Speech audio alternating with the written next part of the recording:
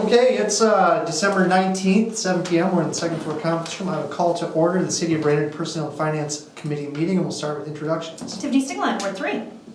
Connie Hillman, City Finance Director. Alderman at Large, Kevin Stunek. Oh, Kara Terry, Councilman-elect. That's right. Chris Schubert, HR Director. Mike Besta, Police Chief. Dave Johnson, Chair of the committee. We have 6 items, should be quick tonight.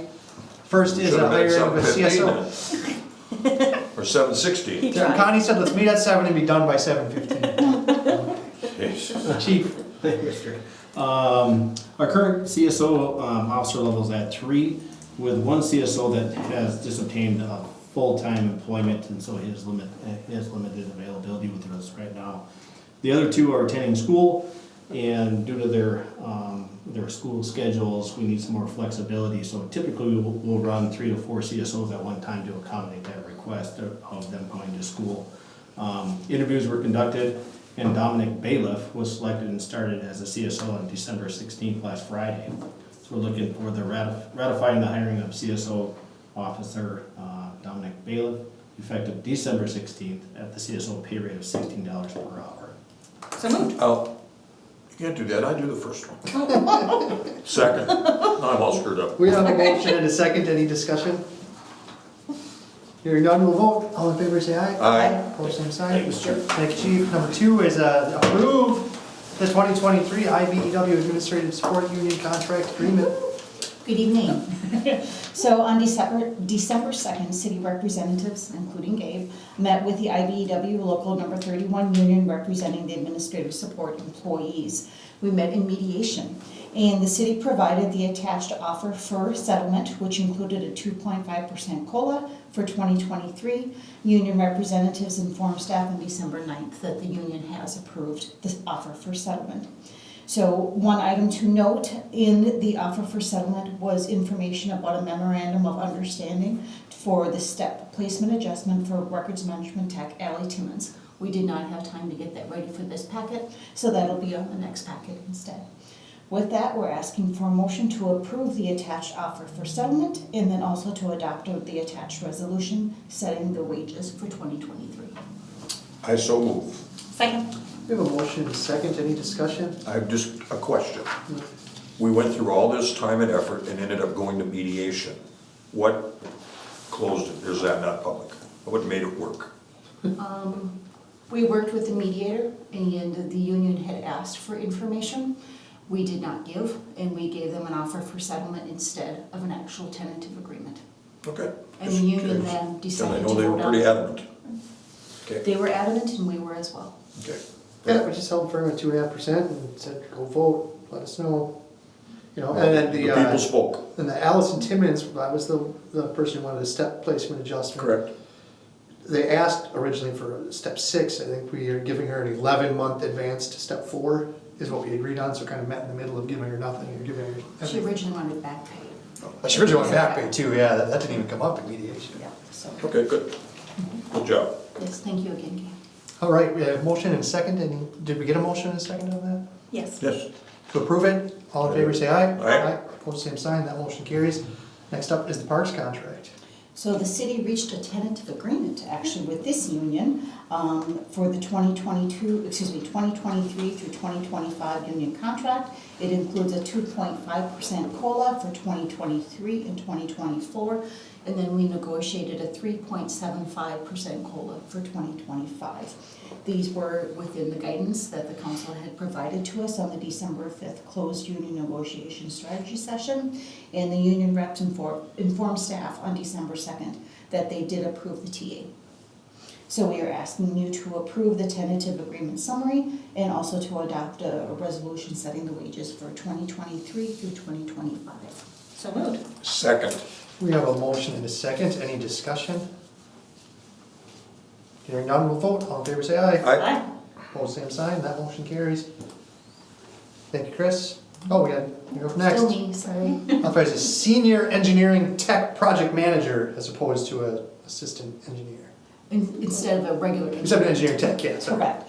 On October 17th, the City Council accepted the resignation of engineering tech Justin Larson and authorized staff to begin the hiring process for the position.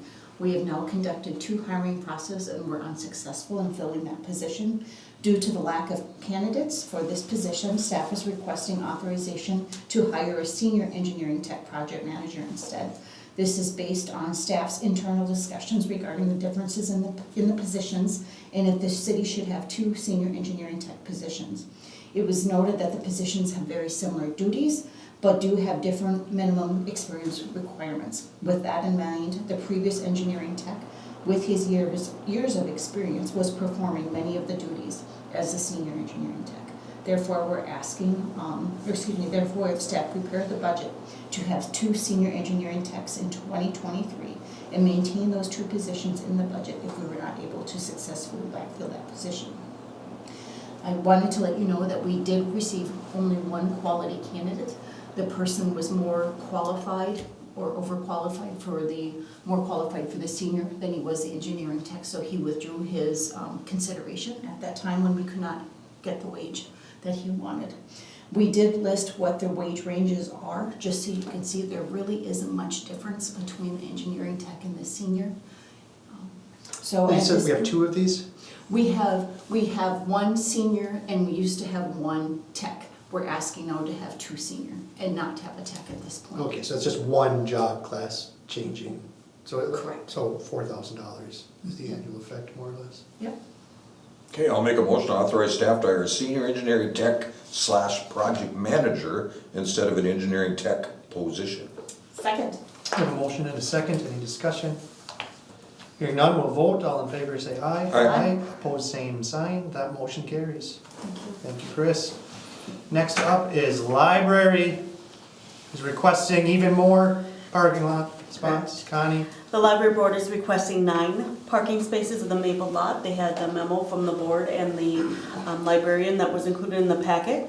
They currently have 4 spots that are allocated to the library free of charge, and that was granted on December 7th, 2015. One of the 4 spots is taken up by the library's dumpster, so they really have 3 spots to use from parking. We are currently at about 80% capacity to rent these spaces. There are 9 open spaces in the lot, excluding the 4 that are already given to the library. It is staff's recommendation to deny the library board's request for the parking spots. However, to maintain the 4 that were approved in 2015 on the condition that the spots, if the spots are needed for rental, the library gives them up upon notification of city staff. We just thought that the parking commission is really working hard and looking at the lots to try to make them be self-sustaining. And the disadvantage of the library board, the lot may look full and residents may not inquire about leasing spaces if we would grant them an additional 5 to 6 spots. And there are only 3 spots that are close to where they're looking at. The rest are throughout the parking lot. And we just thought that we should deny the request just to try to get additional funding for the lot.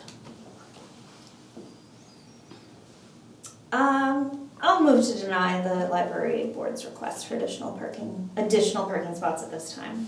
Second. We have a motion and a second. I mean, they asked in 2011 and we said no to everything, or the council at that time did. They came back in 2015 and we gave them 4 spots, which is $100 a month. We gave them $1,200 a year. And they could have just leased from us. They could also lease these spots from us. They're available. Isn't there another spot they can park the dumpster?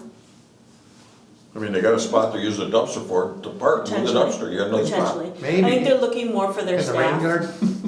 You know, they're looking more for their staff and to have safe access.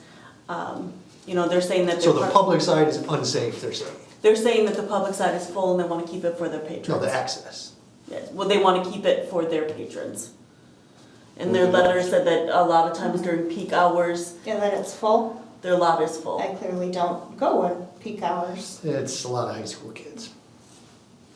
And they're saying the street parking is not available because of the high school students and staff. I like the motion. I think it's the right move. I think we're being, we gave them a 2% increase in their funding this year. We're funding them nearly 50% more than required statutorily and giving them parking spaces. So I think we can say no and still be proud of how well we support our public library.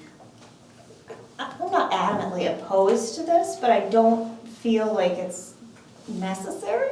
Yeah. I feel like there is, there is parking, and Well, I'd seriously look, like I said, if they're taking up a parking spot with a dumpster, Yeah. move the dumpster. I mean, and I'm also not sure, not driving down there, and I'll look at, I'm sure that you go by more than I do. But we just tore down a school to put a parking lot right there that I know is the school district's, but I'm not convinced there's a shortage of parking in Brainerd. Like. The two new I don't lots know. where Lincoln were are never full. Yeah. I would say 3/4 maybe. And Connie, during the high school construction project, we were almost fully leased out on Maple too, weren't we? We should have probably taken the spots from the library then, and then today they'd be asking for those 4 spots back, and we would say, yes, we don't need them anymore. Be Santa Claus. Yeah, we'd be generous. You know, a lot of that lot is still leased by high school students because they all couldn't get into the new parking lot. That was like a lottery system is my understanding. And so some of that lot is still leased by high school, but it's also leased mostly by the county employees. All right, we have a motion and a second, any other discussion? Hearing none, we'll vote, all in favor say aye. Aye. Opposed, same sign, that motion carries. Great recommendation, Connie. Yeah. Street I went back and vehicle forth 9 replacement. times on it, so just so you know. So I was like, well, what does it hurt? Yeah. They give it back, but then I'm Yeah. like, no, that really doesn't make sense. So, yes, it was not fun. Anyway, I had fun. good. Well, now we're all happy. Gabe had fun for once. So Next the one. street replacement vehicle, we've been working with Enterprise to replace a 19-year-old vehicle for over a year and a half. The issue is production. We have tried ordering 4 different vehicles and have yet to get the vehicle to go into production. I mean, we get it ready to go, we get a notice, we get it set up for 3 days, and then all of a sudden they tell us no.